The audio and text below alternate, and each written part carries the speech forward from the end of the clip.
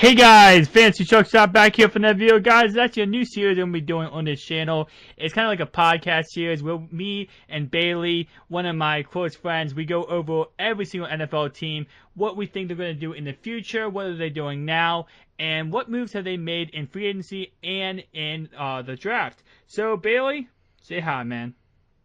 Hello, hello. Good morning, good afternoon, or good evening. All right. So today we will be talking about the Arizona Cardinals. A little overview of what they did last year standings wise. They actually finished second in the NFC West, right behind the Seattle Seahawks with a 7-8-1 record. So very interesting in this offseason so far, starting at March 13th. Free agents wise, they did pick up, they picked up from the San Francisco 49ers Antoine Bethea, Jermaine Gresham. They re-signed Chandler Jones, picked up Jarvis Jones, and Blaine Gabbert. So, Bailey, what do you think about those additions? Honestly, I really don't think much of them. I don't think any of those people are impact players, right? Like, you look at the people they lost compared to who they gained, none of them are up to par. Like, Antoine Bethea compared to, say, Tony Jefferson, who they lost, I don't think it's any close. Antoine Bethea is on the decline. Tony Jefferson's going up. He's getting more athletic, and he's getting smarter. They got Blaine Gabbert, backup quarterback. That's not going anywhere. Jarvis Landry's a name I haven't heard in a while. I don't think he's doing too much. Javaris Jones. Landry's Oh, on the Javaris Dolphins. Jones. Yeah, my bad. My bad. Yeah. No, I think you said it right, but I messed up. Ah. Either way, like, there's not a single name that you just said that makes me think, ooh, there's a good pick. Well, I think how the Cardinals are looking at this is they're looking at, we lost a lot of pieces. We just want a plug-in and play type of player. They know, the rest of their defense and the rest of their team are going to be able to work around these pieces. They just need a piece that's going to be like a puzzle to complete the puzzle, but, obviously they probably don't think these pieces are going to be, outstanding players. But is it worth it? I'm not sure. It depends on how much they paid them. Honestly, that's all it depends on right now. Wasted money, no matter how much it is wasted money. I feel like they could have used those resources elsewhere and gone younger instead of getting older people and unproven people. Like, Yep. Like Antoine Bethea, 5 years ago, that's a grand slam pick. 2017, he's going to retire in like 2 years. I remember after the Ravens won the Super Bowl, the Jets took Ed Reed. Nothing happened. That was a bust. That was an enormous bust. And Arizona Cardinals took Antoine Bethea. I'm willing to bet he gets less than 2 interceptions all year and less than 40 tackles. I'd say more than 2 interceptions. I just feel like that Arizona Cardinals defense is just so out of everything. I feel like he's definitely, if anything, just be put in the position to get an interception. Maybe he's not the one being the playmaker to get one, but just being in that position, maybe a tip pass comes to him, especially with Pat Pete out there. And who's the other corner? They got Tyrann Mathieu at free safety. What's his name? Yep, he's a boss. Definitely a boss. Brandon Williams. I just feel like the fact of the matter is he's going to be in that situation where someone's going to tip the ball. Maybe Deion Buchanan tips the ball, and he's just in that spot to get the interception. So maybe not him himself getting one, but just being in a position to get one. I don't know. I feel like he's a slow-moving guy who doesn't hit nearly as hard as he ever did. Oh, obviously, yeah, not. I feel like he's going to be a hindrance to their defense. I truly do. I definitely, again, I agree with you 100% that he is not going to be a superstar in any kind of sense. I just feel like they just got a plug in and piece guy that they were like, okay, we'll put him in there, and hopefully he has a decent year, and we'll see what he does. But going into the team needs, going into this offseason, team needs for the Arizona Cardinals were cornerback, inside linebacker, quarterback, safety, and wide receiver. In the draft, Obviously, they wanted to cover those needs. First Hmm. round, they did take an inside linebacker, Hassan Reddick from Temple. What do you think of that pick, Bailey? Now, gotta preface this. I do not follow college whatsoever, so it's really hard for me to judge. But inside linebacker in the first round, I'm not sure if that's what, if I was their GM, I would have gone for, because their defense has good amount of talent. And as far as what you need on your defense, inside linebacker compared to other positions, not so much. You lost DJ Swearinger, Tony Jefferson, defensive backs. You lost Calais Campbell, defensive end.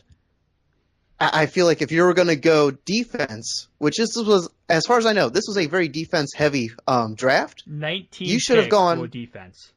You should have gone with a different defensive player than an inside linebacker. Now, for all I know, he could be the next, Patrick Willis. But I'm just, for team need, that's probably what I would do. Now, a Now, little. obviously, they couldn't go quarterback because, my God, they went off quick. True. Now, a little information about Mr. Hassan Reddick for you Arizona Cardinals fans. His strength is he is a dynamic playmaker in space. He's explosive, great flexibility with loose hips to turn and twist very fast. He's good at chasing and pretty much just tackling anyone in sight. His weaknesses are he's undersized by NFL standards for position he's currently playing. NFL comparison is Ryan Shazier. Pretty much a little backstory about him real quick is that injuries actually limited him to just 4 games of the last 2 years of high school, forcing him to walk on at Temple. But with that, he did have 1 sack in 2013. 2014, he turned that to 2 sacks. 2015, he turned that into 5 sacks, win a forced fumble, and 2016, his last season at Temple, he did turn that into 9.5 sacks, 1 interception, and 3 forced fumbles, which obviously led him to be that first round pick. So, my whole entire idea of this player is I agree that, it's very risky to take a linebacker that early. Definitely, number one need for the Arizona Cardinals is cornerback. So I would probably have taken a cornerback slash safety, kind of shore up the positions they lost. But I do understand that they kind of feel like, this guy was just maybe he was on the board and kind of like the Ozzie Newsome route, you take the best available. You might not need the guy or you might not want the guy the most, but if he's the best player available, you take him, you put him on your squad, and that's how that works. Yeah, that's a tried and true thing. Take the best player available. If I'm a Cardinals fan, I'm hoping this guy doesn't play much this season.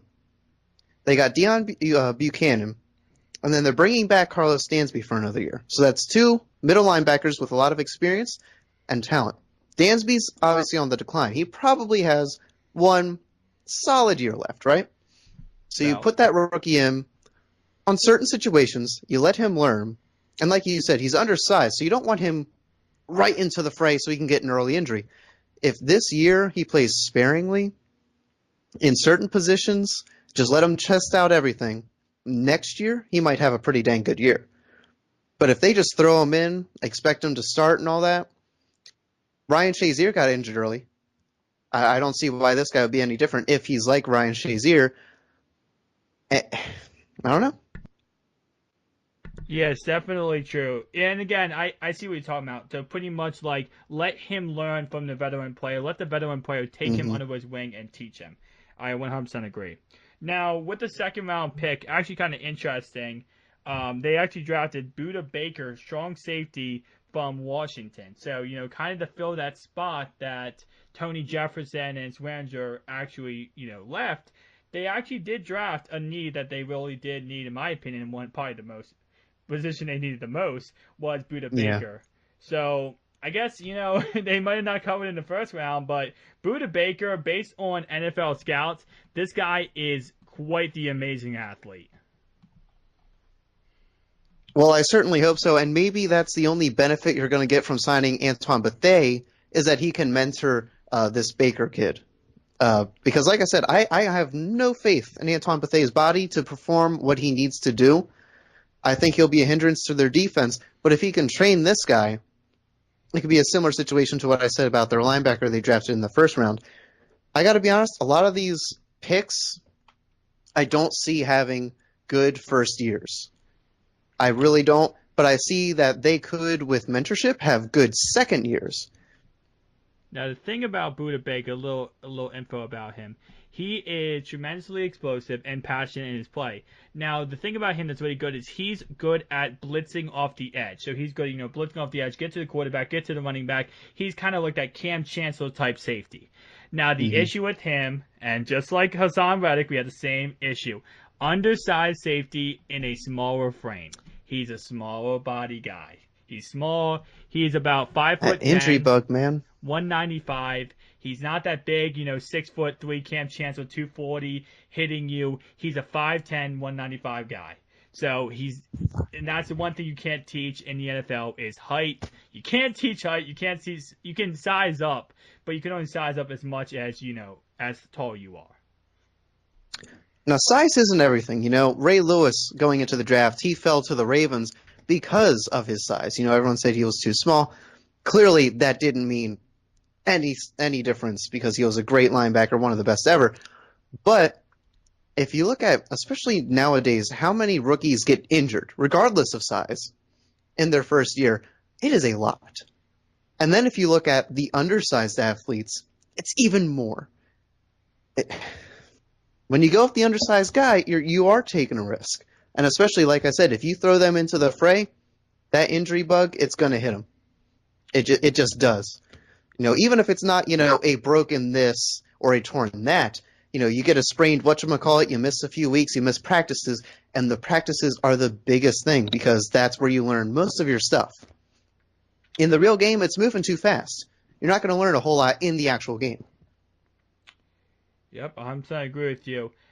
His NFL comparison is Bob Sanders. If you guys do know, Bob Sanders was short too. He was about 5'10", 5'11". So same comparison between him and Bob Sanders. And 100%, like you were saying, yes, injury bugs hurt every single player.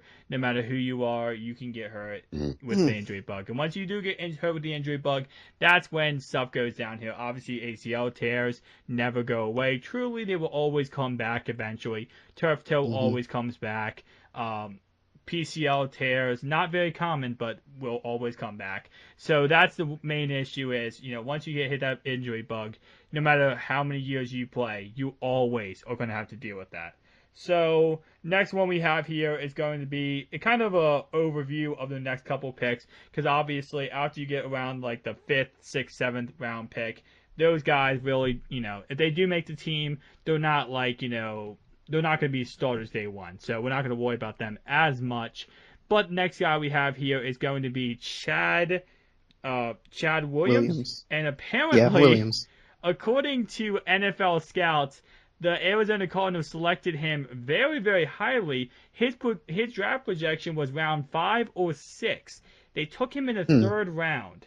Quite an interesting, quite interesting they did that early.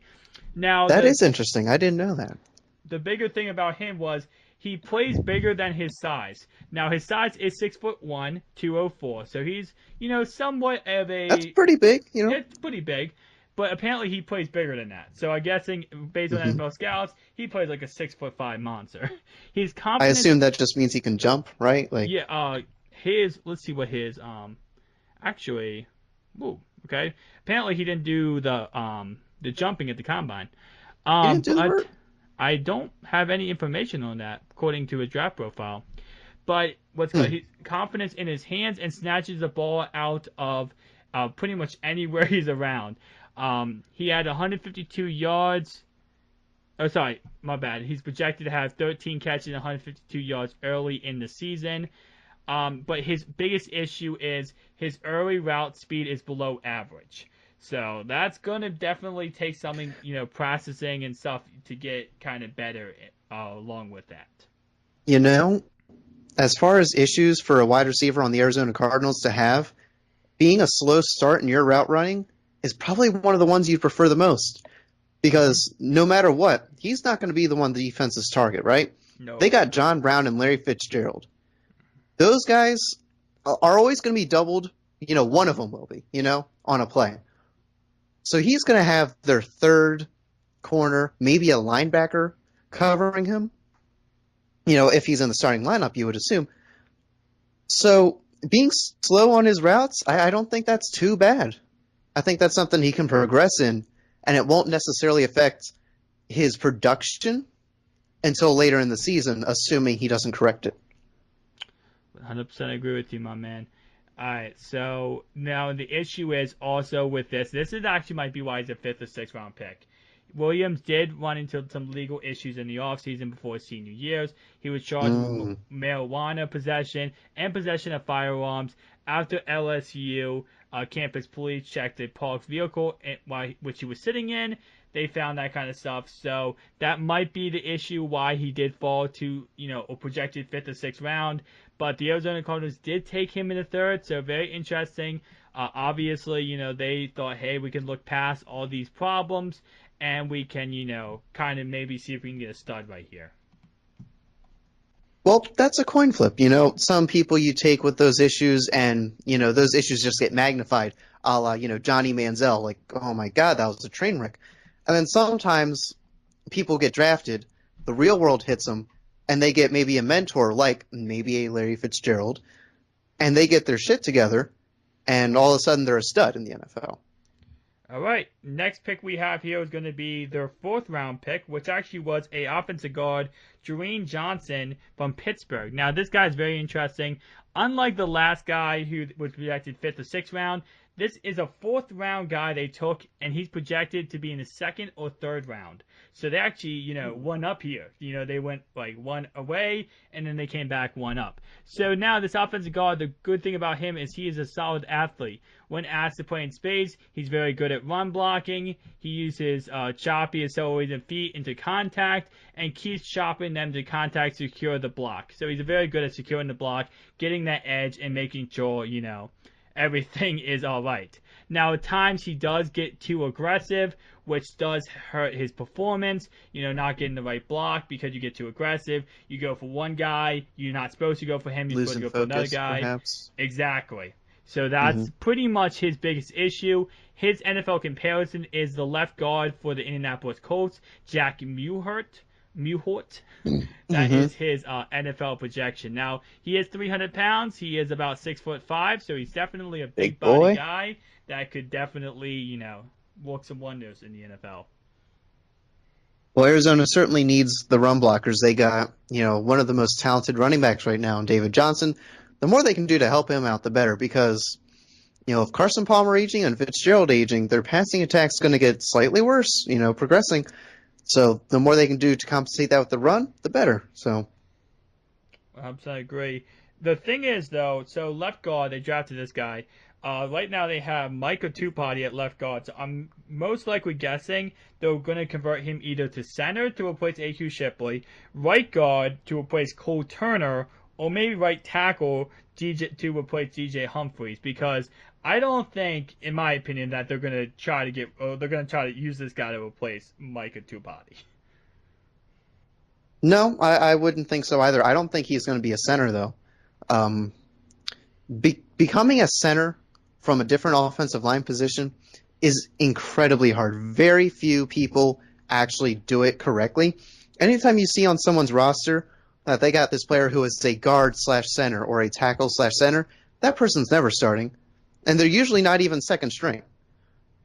People who convert to center are usually bad at both, not good at both. I think they might throw him to the other side or tackle, like you said, but I don't think center. That's just, I have a strong opinion on that one. Well, that was when I meant that, I meant they might try him out as center. I not to start, just to see how he would do. Try him out at different positions, see how he would run the offense at those positions. But yeah, I agree. Yeah, it's definitely he probably won't be starting at center. But anyway, next guy we have here is going to be a 5th round pick, and that's going to be Will Holden. Just a little general summary of him. He actually was projected to go in the 3rd or 4th round, so good pick here by the Arizona Cardinals. But he operates with his body control at the point of attack in his space. That's, he's efficient in his movement, climbs to the 2nd level, and is patient before engaging, which is very, very important in alignment. Now the issue with him is that he has short arms, with affects his ability to redirect pass rushers around the pocket once they get to the edge. So his arms aren't long enough to get around players and stuff like that. Now this guy is 6'7", 311 pounds. You talked about the last guy being a big boy. This boy is a monster size. So he definitely has a size, but small little puny arms. Kind of reminds you of like a T-Rex, like the big T-Rex. Little arms. Get like, no, I can't get past you. Can't get past you. Now with this, oh, you want to go? Well, you said the thing about the arms. He doesn't have long arms. That's concerning, being a tackle. Yeah, because you're on the edge, and usually they got their fastest, rushers out there. Von Miller. And if he can't grab onto those guys, whoever's back there is in big trouble. Yes, 100%. There's no way. If he can't, like, Von Miller is going to take that to his advantage every single play. Mm-hmm. Whoever this guy starts, if he starts, obviously he'll probably be a backup to start, but if he ever becomes a starter, Von Miller, Khalil Mack, they're amazing pass rushers because they use every single thing to their advantage. So if you have small arms, you're not going to be able to push them in. They're just going to go right up through you. What might be good is if he goes on the inside. That way there's less room for people to maneuver. So if he plays like a guard position instead of tackle. True, but at tackle with that short arm thing, I don't know. Yet size isn't everything. Like, your physical stature isn't 100% everything, but it's got to fit your position as best as it can. Definitely 100% sure. Now, the next two guys, we're going to just overview real fast. We're not going to go in depth because, of course, most of these guys will not make the roster. TJ Logan, running back from North Carolina. I mean, with David Johnson as starter, like, this guy's not going to see any playing time at all. It might be a returner or something. We never know, but yeah. He's not taking David Johnson's job anytime soon. No. All right, so yeah, he's North Carolina running back. Very, very nice. Pretty much he's just a good change of pace guy to complement David Johnson's power.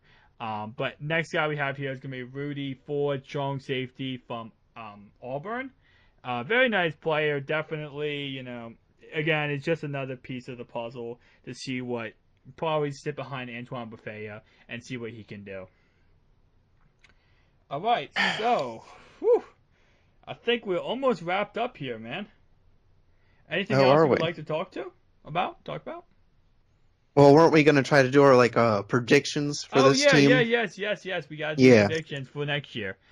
All right, so obviously going forward with this team, the Arizona Cardinals. Real quick, last season 7-8-1, just to compare last season to this season's predictions. Oh, I do believe I mentioned that when I... No, you did it. I'm just saying it closer to the segment. All right, cool. Yeah, so Cardinals, as you said, 7-8-1. Seahawks 10-5-1. Los Angeles Rams 4-12, and San Francisco 49ers 2-14. So that's what division we're looking at with all the other records. So going forward, the Arizona Cardinals. I mean, you give me your prediction first, man. My prediction for their 16-game prediction. Yeah, 16-game prediction. What we got here? 5-11. You're looking at the third worst team in the division. In my opinion, and I really hold that position strongly. When you look at who they lost on defense, I'm just going to name three people. Tony Jefferson, DJ Swearinger, and Calais Campbell. They lost their first, fifth, and sixth leading tacklers. Those guys over last season had 215 tackles out of the 988 for last season, over 21%. That's 1 out of every 5 tackles was made by one of those guys. And they lost that. Then you look on offense, Carson Palmer getting older, more frail. He wasn't performing well at the end of last season. Fitzgerald, as much as I love him, he is getting really old, and he's getting slower. Their passing attack isn't going to be that great. And when you lose that dynamic passing attack, people get to focus more on David Johnson and the running game. I don't see them going anywhere near the playoffs this season. 5-11, and I might have been too generous with that. My opinion is I got them at 6-10. Now, again, I agree 100%. The people they lost were huge. Okay, that's no one's going to disagree with that fact. But the fact of the matter is, it comes down to defense is great, but if you have an offense, if they can get David Johnson going, like if they can really structure this offense to a point where it's all about just every single time we have the ball, we're going to score because David Johnson is going to get us down the field. If they can, Bruce Arians, he definitely can get them into this. He has a great offense. One thing, if he can get them into the end zone with different plays, definitely get these players to step up. All it's going to take is these wide receivers, these guys to step up and be something special. If they can do that, they can have a great season. But the fact of the matter is, I'm going to keep this, 100% here. I have been going 6-10. Because I just don't feel like they're gonna step up. I don't think they can step up that much. I do have a lot of faith in David Johnson. I don't think he can be everything though. So I'm not as as killer as Bailey is on this subject on this team, but I do think that they have a lot of pieces. Losing stuff did not help them. Losing stuff, they did not fill the needs that they lost enough to actually fix everything. So I 100% agree. They're gonna have a bad season, but I don't think they're going to be 4-12. I mean, 6-10. I don't think 4-12 is out of the. I don't think 4-12 is even close to out of the question. No, it's not out of the question. I 100% agree with that. I'm just saying that 6-10, I think is best. You want to look at this? You want to look at their schedule? They play the Lions, Colts, we can actually cover the Cowboys, 49ers, Eagles, Buccaneers, Rams, 49ers again, Seahawks, Texans, Jaguars, Rams again, Titans, Redskins, Giants, and Seahawks again. There are only two teams in that entire schedule that I would say have a less explosive offense than Arizona, and that's the 49ers and the Rams. And then you count the pieces that they lost on defense. Defense isn't everything. You're right. This is an offensive league nowadays. But if you're going to get in a shootout, right? Arizona, I don't see that offense winning a shootout against any of those teams except for San Fran and LA. All right, so let's actually go through the schedule fast, and we're just going to say our opinion on win or loss, okay? All right. Detroit Lion at Ford Field. I'm going to give them an L. Yeah, loss. Okay, Indianapolis Colts at Indy, L. Loss. Dallas Cowboys. Ooh, it is at Phoenix Stadium. I give them an L because I feel like the Cowboys can use something here. Being at Phoenix means absolutely nothing. The Cowboys play in a dome half the time. Phoenix, that's a dome. It doesn't matter. Cowboys are at least 7 times as talented as Arizona, and they're better coached. That's a blowout. Give them something. That's a blowout. I know. I just want to give them something here. The fact they have the stadium, okay? I kind of feel bad because I'm really trashing on the Cardinals, but God, I don't have faith in these guys. Arizona, San Francisco 49ers. I'm going to give them a dub here, man. I'm giving them a dub there. Against the early 49ers, yeah, I'll give them a win. Yeah, I mean, it's at home. Okay, at Philadelphia Eagles, I give them an L. Take that L. Yeah, I feel bad because I feel like most of these, they just don't stack up well against the other team. I mean, Philadelphia looks amazing this season. I don't know how many Philadelphia is more talented. Definitely. The one thing Arizona may have is that they might be better coached, but I'm not sure that makes up for it entirely. Yeah, definitely. Okay, Tampa Bay Buccaneers. That's a definite L. That's a blowout. Yeah, that's a loss. It's not as bad as the Cowboys game, but I mean, the Tampa Bay's offense, Mike Evans, Deshaun Jackson. Yeah, God, that team. That's gonna be a good team next season. And that's actually the week that what's his name, Doug Martin comes back after suspension for his what stuff. He comes back that week too, so he's gonna be mad. Yeah, spoiler alert: the Buccaneers won't miss Martin at all. Oh no, they won't. But he'll be mad, and they might just saw him just because he's mad. All right, next game is going to be in London against the Los Angeles Rams. I'm going to give them a dub there. They're going to demolish the Rams. Okay, yeah. The Rams are my pick to be the worst team in the NFL. Well, as a joke, because me and Bailey always makes a joke, they lose a bye week, right? lose. Yeah, unfortunately, no. The bye week is undefeated Dude, it's gonna be every close year. though. You have to admit it's gonna be close. No, of course it's not going to be close. Are you It's kidding it's me? the bye week, man. The No, bye bye week week is cannot be stacked. that bad, okay? The bye week's team is not that good. All right, let's move on. All right, let's go to the next game. San Francisco 49ers again. I got the 49ers winning this game. That's funny. I actually do too. Because I feel like, and it's weird to say, that I don't know. I liked their draft. I felt they went defense when they were pressured to do offense, but they remained disciplined. And I feel like, near the latter half of the season, they might actually win a couple games, which will rob them of a good draft pick. But, I actually think they might be better than the Cardinals. Oh, Cardinals fans hate you right now. Oh, God. Seattle Seahawks, definite win for the Seahawks. Oh, I was about to say. All the Seahawks fans right there were like, what did he just say? We were about to have a 20-minute debate as to why you were wrong. No, of course the Seahawks are going to crush the Cardinals. So good, man. Although Eddie Lacy is going to be such a bust. But still. I mean, maybe... He might be. They got to put cheeseburgers in the end zone, and then they're fine. Eddie, there's the cheeseburgers. Got him, coach. Yeah, I remember Pete Carroll said he wanted Eddie Lacy to be big, and I was like, careful what you wish for. Exactly. So we got Skittles for Beast Mode, and we got Cheeseburger for Lacy Mode. Okay. At Houston, I'm going to give them a dub. You think they're beating the Texans? No, I forgot they got rid of Brock Osweiler, and now they have Deshaun Watson, so... Even without Deshaun Watson starting, I say the Texans win this game. Question, though. This is actually an interesting question I've heard around football communities. Does Deshaun Watson start? Now, Tom Savage, at the end of last year, he really showed, that he actually could be a starter and could be a productive starter, especially, helping them get to the playoffs. Do you think he starts? So this is a fun question to answer, but we should probably save it for our Houston episode. So you better stay tuned for that Houston episode, guys.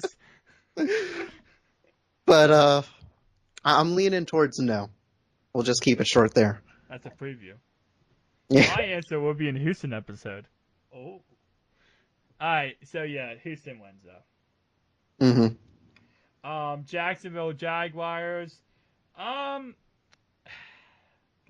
I want to give them the dub, the Arizona Cardinals, but it's just so difficult. Because Jacksonville is so young, and if they can get Blake Bortles actually not sucking like crap, they could actually win this game. Jacksonville is one of those teams where you ask me what do I think about them as far as like how they're going to do, and I cannot give you an answer that I feel confident in. Exactly. Because they are so talented as far as skill position on offense 100%. To where, you put Andrew Luck or Cam Newton, someone like that, as the quarterback of that offense, all of a sudden they win that division handily. Easily. But Blake Bortles, while he's shown good flashes, he finds a way. Dude, I don't. Oh my God. I'm not sold on him. I'm not hating on him. I'm not sold on him either. That's a coin flip for me. To be nice, I'll give the Cardinals the win just because I feel like that's only the second one. Time out. That I've given them. Just listen to the offense. You got Allen Robinson, Allen Hurns, Marquise Lee, Leonard Fournette now. Like, how do you mess that up? But the fact of the matter is, Blake Bortles is going to find a way to do it.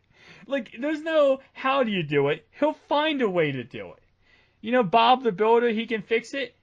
This guy can wreck it. This guy could have everything and find a way to still throw an interception off someone's shoe, which he did 2 weeks in a row.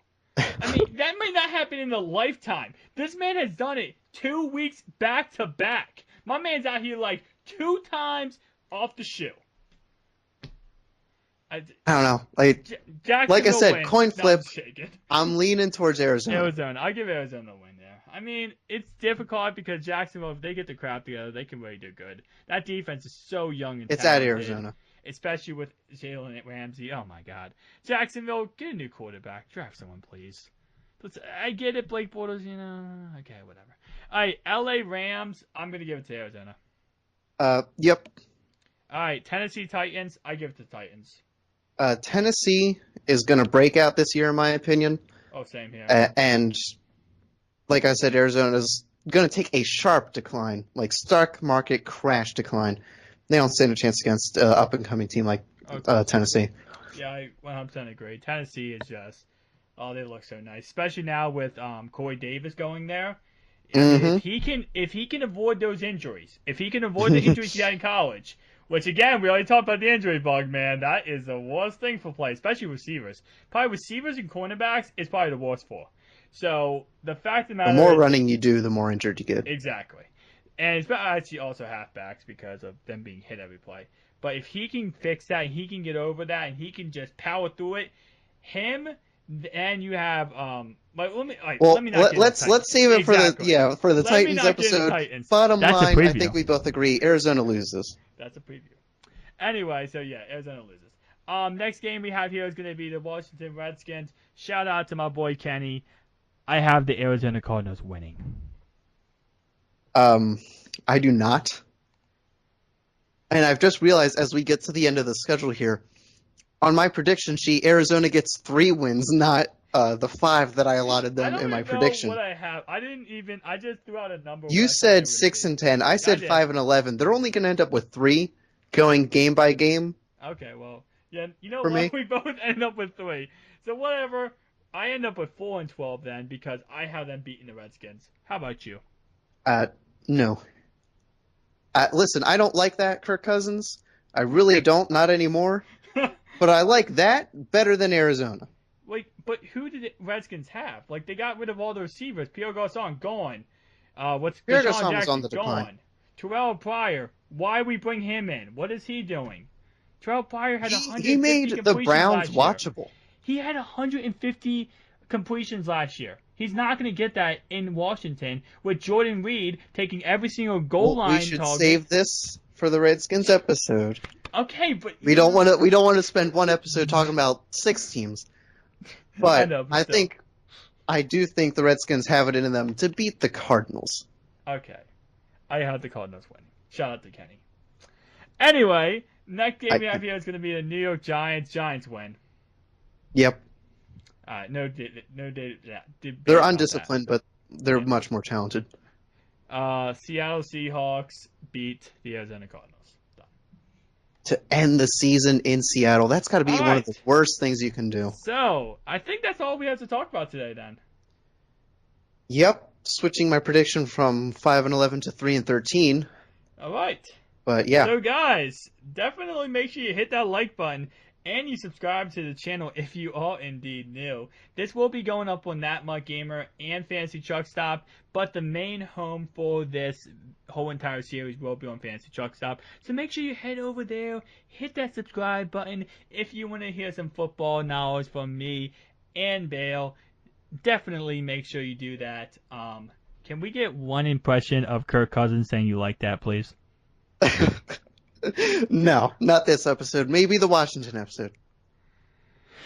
How about Cam? Cam Newton? Can we get a Cam Newton impression, please? Like Cam, you know. Man, quit calling me on the spot. Just close out the episode. I mean, we need to give these people a reason to hit that like button. We need it. We need it. All right, fine. I'll do it myself. Cam. Oh, jeez. All right, guys. Once again, hit that subscribe button, hit that like button. Say bye, Bale. Bye, Bale. Peace out, guys.